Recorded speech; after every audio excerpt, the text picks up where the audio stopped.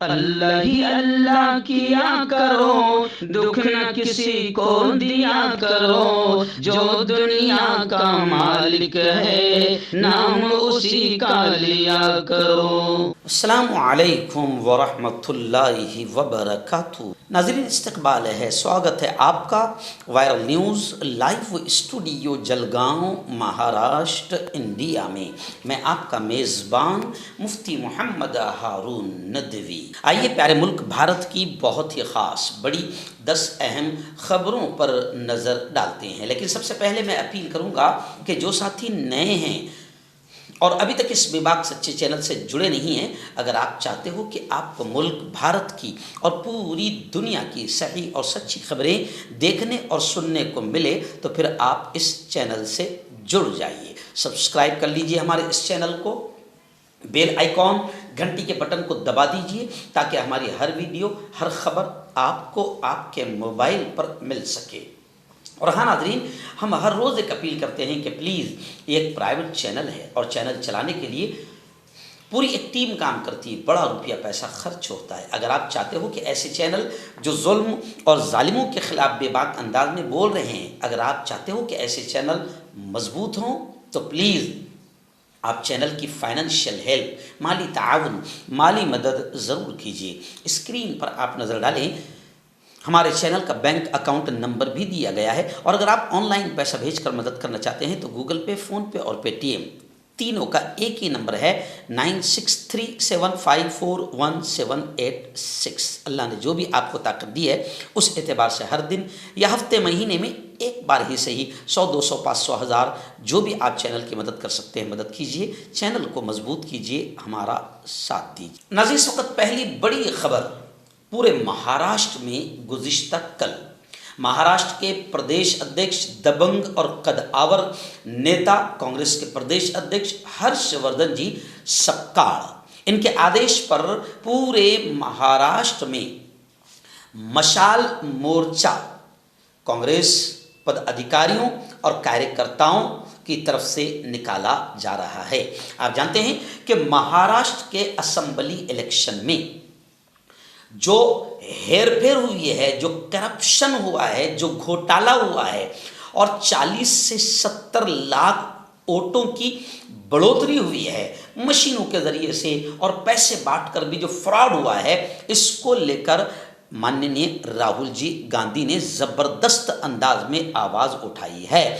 और अब उन्होंने ये भी कहा है, कांग्रेस की तरफ से ये मांग हुई है कि विधानसभा इलेक्शन 2024 कि न्यायालयी चौकसी यानी बाकायदा कोर्ट के ज़रिए से इसकी आला सतही तफ्तीश और इंक्वायरी होनी चाहिए।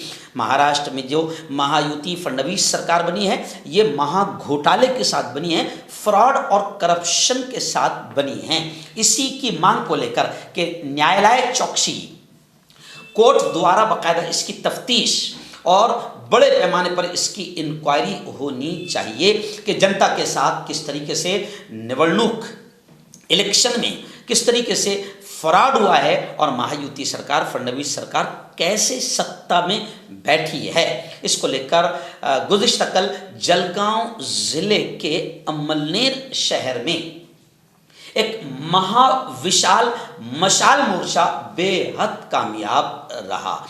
इस मौके पर हमारे ज़िला अध्यक्ष प्रदीप पवार साहब, ऐसे ही अमलनेर के माजी आमदार डॉक्टर BS पाटिल साहब जो राष्ट्रवादी कांग्रेस शरद पवार गठ के महाराष्ट्र उपाध्यक्ष हैं, वो भी मौजूद थे। और हमारे ज़िले के लाडले आमदार रहे माजी आमदार श्रीश चौधरी साहब और हमारे माजी जिला अध्यक्ष संदीप भैया, ये तमाम के तमाम लोगों के नेतृत्व में अमलनेर में ज़बरदस्त अंदाज में विशाल मशाल मोर्चा निकाला गया, जिसमें ज़िले भर से हज़ारों कार्यकर्ताओं और पदाधिकारियों ने शिरकत की। इस मोर्चे में खूब नारेबाजी हुई, मोदी सरकार हाय हाय, फडणवीस सरकार हाय हाय और मुर्दाबाद के नारे लगाए गए। और जिस तरीके से मुल्क में बेरोजगारी बढ़ गई है, करप्शन बढ़ गया है, शेतकरियों की आत्महत्या बढ़ गई है, और शेतकरियों के कर्ज को लेकर माफ़ी नहीं की जा रही है। इन तमाम मुद्दों पर नेताओं ने वहाँ पर उस वक़्त भाषण भी किया और नारे भी लगाए। ये महाविशाल मशाल मोर्चा जलगांव ज़िले का बेहद कामयाब रहा। नाज़रीन, दूसरी बड़ी खबर आ रही है। जी हाँ, ईरान और इजराइल जंग को लेकर केंद्र सरकार यानी बीजेपी मोदी सरकार की खामोशी बाइस तशवीश है। अशोक गहलोत जो कांग्रेस के कदावर और सीनियर लीडर है, राजस्थान के साबिक वज़ीर आला एक्स सीएम भी है अशोक गहलोत, उन्होंने नामनिगारों से पत्रकारों से बात करते हुए कहा कि कांग्रेस ने हमेशा आज़ादी से पहले भी और आज़ादी के बाद भी इनकलाबी कदम उठाए हैं। उन्होंने कहा है कि इस वक्त ईरान और इजराइल जंग पर केंद्र सरकार और नरेंद्र मोदी की खामोशी ये मक्कारी हमारे मुल्क के ईरान से अच्छे ताल्लुकात पहले भी थे, है और रहे हैं।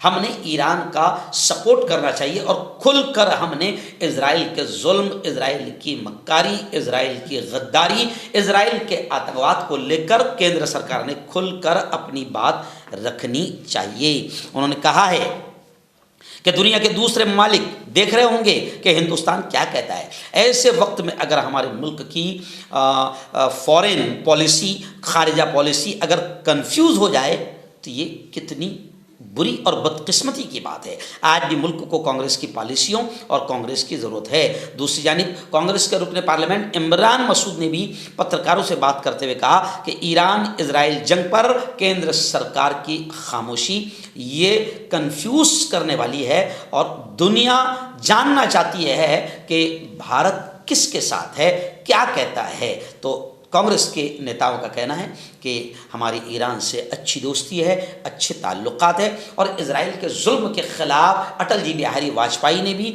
और इंदिरा गांधी ने भी और पुराने तमाम लीडरों ने फ़लस्तीन पर हो रहे जुल्म के ख़िलाफ़ आवाज़ उठाई है। इजराइल दहशतगर्द है और इजराइल काबिज़ है कब्ज़ा किए हुए फ़लस्तीन की ज़मीन पर। इन तमाम चीज़ों को अटल बिहारी वाजपेयी ने भी अपने दौर में खुलकर कहा है। तो हमें इजराइल के ख़िलाफ़ ईरान की दोस्ती का ऐलान करना चाहिए, ईरान के सपोर्ट का ऐलान करना चाहिए। नाज़रीन, गुज़िश्ता महीने में 19 जून को 4 रियासतों में, 4 सूबों में, पंजाब, गुजरात, मगरबी बंगाल और केरला, इन 4 स्टेट की 5 असम्बली सीटों पर ज़िमनी इंतखाबात कराए गए थे। गुज़िश्ता कल वोटों की गिनती हुई और सभी सीटों के नताइज सामने आए हैं। जी हाँ, मैं आपको बता दूं कि लंबे अरसे के बाद नीलाम्बोर सीट पर कांग्रेस की जीत हुई है। बीजेपी को ज़बरदस्त झटका लगा है और गुजरात में भी जो गढ़ है बीजेपी का, जहाँ से पूरी शरारतें शुरू हुई है, उस गुजरात में भी जनता ने बीजेपी को निकाल कर फेंक दिया। गुजरात में भी ज़िमनी इंतखाबात में आम आदमी पार्टी की जीत हुई है। केरला की नीलाम्बोर सीट पर कामयाबी का परचम कांग्रेस ने लहराया है। कांग्रेस उम्मीदवार आर्यदान शौकत को 11,000 से ज़ायद वोटों से कामयाबी मिली है। केरला की इस सीट को जीतने के लिए कांग्रेस ने काफ़ी मेहनत की थी और अब ये लग रहा है ज़िमनी इंतखाबात के इलेक्शन में कि लोग अब बीजेपी के साफ करने पर आ गए हैं। नाज़रीन, एक बड़ी खबर आ रही है, बल्कि इसे अफसोसनाक खबर कहा जाएगा। जी हाँ, बीजेपी के रुकने असम्बली यानी विधायक एमएलए ने एसडीएम को तमाचा लगाया। जी हाँ, इसी को लेकर कांग्रेस सरकार ने योगी हुकूमत पर हमला किया। एक्चुअल में बीजेपी गुंडागर्दों की पार्टी है, गुंडों की पार्टी है और गुंडागर्दी उनकी इतनी बढ़ जाती है कि अगर कोई आमदार एमएलए वगैरह विधायक बन गया तो फिर वो वहाँ का सबसे बड़ा गुंडा होता है। तो अब देखिए आप उसका जीता जागता सबूत कि बीजेपी के विधायक प्रकाश द्विवेदी के ज़रिए एसडीएम अमित शुक्ला को तमाचा मारे जाने का वाक़या पेश आया है। ये मामला इतवार की रात का है। जी हाँ, बताया जा रहा है कि यह शख्स बालू माफिया भी है, लेकिन अब ये जो चीज़ सामने आई है इससे साफ समझ में आ रहा है कि एसडीएम, कलेक्टर और एसपी, आला अधिकारी, आईएएस अफसर को ये गुंडे अगर इनको मार सकते हैं तो आप बताइए आम जनता के साथ ये क्या करते होंगे। नाज़रीन, आप जानते हैं कि ईरान में और भी हिंदुस्तानी हमारे वहाँ पर फंसे हुए हैं। उनको लाने के लिए एक ऑपरेशन सिंधु शुरू किया गया। जी हाँ, बताया जा रहा है कि इस ऑपरेशन सिंधु के जरिए से 1713 भारतीयों की मुल्क वापसी हुई है। ईरान से 285 यानी 285 हिंदुस्तानी वतन वापस लौटे हैं। ईरान और इजराइल के दरमियान जंग मुसलसल शिद्दत इख्तियार करती जा रही है। ऐसे में वहाँ से हिंदुस्तानियों को बाहर निकालने का सिलसिला जारी है। गुज़िश्ता 2 दिन पहले इतवार की रात एक और खुसूसी तैयारी से 285 लोगों को वतन वापस लाया गया और अब तक कुल 1700 से ज़्यादा हिंदुस्तानी शहरियों की मुल्क वापसी हो चुकी है। नाज़रीन, पहलगाम हमला, जी हाँ, जिसके आतंकवादी आज तक नहीं मिले हैं और मेरा ख्याल आगे भी नहीं मिलेंगे, क्योंकि पुलवामा के भी आतंकवादी अभी तक नहीं मिले थे। और आतंकवादियों का नहीं मिलना ये इस बात का एकदम क्लियर सबूत है कि दाल में काला है, या तो मोदी जी की तो पूरी दाल ही काली है। वरना अगर हुकूमत चाहे, अल्लाह की कसम खाकर मैं ये बात कह सकता हूँ, कभी भी कोई मुजरिम और कोई आतंकवादी छुप नहीं सकता, कोई क्रिमिनल छुप नहीं सकता जब तक कि हुकूमत ना चाहे। इसलिए आज तक पुलवामा के भी आतंकवादी नहीं मिले हैं, राज अभी तक नहीं खुला है। जी हाँ, अब न प्लेन क्रैश का राज खुलने वाला है। जी हाँ, विजय रूपानी की मौत का राज खुलने वाला है और न ही पहलगाम का। तो अब खबर ये आ रही है कि मोदी सरकार ने पहलगाम हमले के आतंकवादियों को लेकर बीजेपी सरकार ने 3 स्केच यानी जो तस्वीरें हैं वो सामने लाई है, लेकिन बताया जा रहा है कि इन तीनों में एक भी पहलगाम हमले में शामिल ही नहीं है। यानी ये जुमला बता रहा है कि अब मोदी सरकार को फिर अपनी बेइज्जती छुपाने के लिए और अपनी इज्जत बचाने के लिए किसी झूठे फ्रॉडी यानी फर्जी आतंकवादियों को सामने लाकर बताना पड़ेगा कि यही पहलगाम के आतंकवादी थे, क्योंकि अब पूरा मुल्क मोदी पर थूक रहा है। इंडियन एक्सप्रेस ने तो अपनी बिल्कुल क्लियर तौर से, इंडियन एक्सप्रेस की खबर के मुताबिक ये बात आ रही है कि जो 3 आतंकवादियों के स्केच सरकार ने जारी की है, उनमें से एक भी दहशतगर्द पहलगाम हमले में शामिल नहीं था। नाज़रीन, महाराष्ट्र की एक बड़ी खबर, अबू आसिम आज़मी समाजवादी पार्टी के एमएलए और समाजवादी पार्टी के महाराष्ट्र के सुप्रीमो अबू आसिम आज़मी को लेकर आनंद परांचे ने, जो एनसीपी के तर्जुमान हैं, उन्होंने बड़ा बयान दिया है। उन्होंने कहा कि अबू आसिम आज़मी महाराष्ट्र के लिए ख़तरा बन चुके हैं। उन्होंने कहा कि मराठी ज़बान की तौहीन बर्दाश्त नहीं की जाएगी। अबू आसिम आज़मी ने औरंगज़ेब की तारीफ़ की, ये भी नाकाबिले बर्दाश्त है।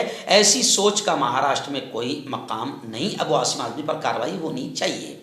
एक्चुअल में अबू आसिम आज़मी ने इससे पहले औरंगज़ेब को लेकर जो बयान दिया था, उस वक़्त कई दानिश्वरों का भी ये बयान आया था कि गैर ज़रूरी तौर पर और बेवक्त ऐसे बयान देकर मुल्क का और महाराष्ट्र की सियासत का रुख मोड़ने का काम अबू आसिम आज़मी ने किया था। अब उनका रब ही जानता है कि वो ये क्या कर रहे हैं या फिर किसके इशारे पर कर रहे हैं, लेकिन आनंद परांच का कहना है कि अबू आसिम आज़मी महाराष्ट्र के लिए ख़तरा है। नाज़रीन, महाराष्ट्र के सांगली से बड़ी दर्दनाक खबर आ रही है। जी हाँ, बेटी इम्तिहान में फेल हो गई। उसका बाप खुद उस्ताद था, तो अब इस उस्ताद बाप ने बेइज्जती महसूस की। जी हाँ, इस उस्ताद बाप ने फिर बेटी को इतना मारा कि पीट पीट कर मार डाला। महाराष्ट्र पुलिस ने इसको गिरफ्तार किया है। जी हाँ, महाराष्ट्र के सांगली से ये चौंका देने वाली बड़ी खबर सामने आई है। बताया जा रहा है कि अटपाड़ी तहसील के एक गांव में बाप ने अपनी ही बेटी को कत्ल कर दिया। 48 साल के इस ढोंडीराम भोसले ने अपनी बेटी को सिर्फ इसलिए पीट पीट कर कत्ल कर दिया क्योंकि वह इम्तिहान में फेल हो गई थी। ढोंडीराम जो कि पेशे से उस्ताद है, टीचर है, उनको अपनी ज़िल्लत महसूस हुई कि लोग उनका मजाक उड़ाएंगे कि वो खुद उस्ताद है, टीचर है और उनकी बेटी नाकाम हो गई। बस इसी बात को लेकर उसने अपनी बेटी को इतना पीटा कि बेटी जान दे गई। महाराष्ट्र पुलिस ने इस ढोंडी राम को, या यूं कहें कि ढोंगी राम को गिरफ्तार कर लिया है।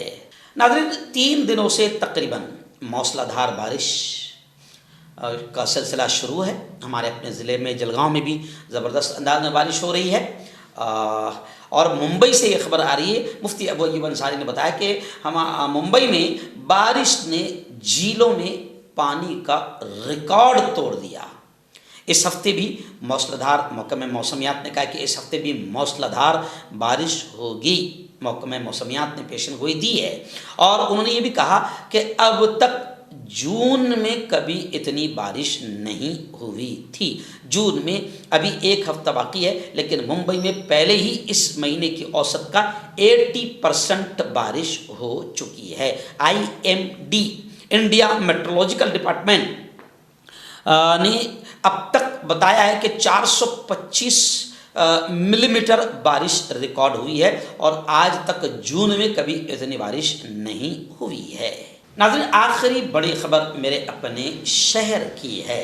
जी हाँ, गुज़िश्ता कल मेरी अपनी बिरादरी, मेरा अपना समाज, जिसे हम बकर कस्साब समाज या महाराष्ट्र में खाटिक बिरादरी कहते हैं और गुजरात MP में कुरैशी बिरादरी के नाम से इन्हें जाना जाता है।